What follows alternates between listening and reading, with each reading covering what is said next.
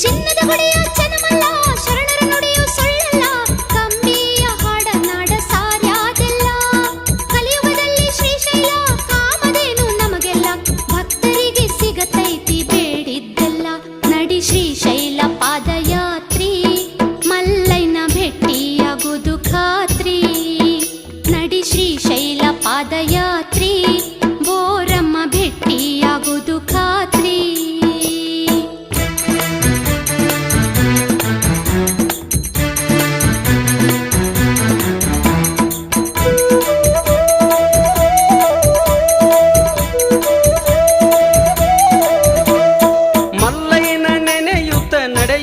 ನಡೆಯುತ್ತ ದಾರಿಯಲ್ಲಿ ಒಂದೂರ ವಸ್ತಿ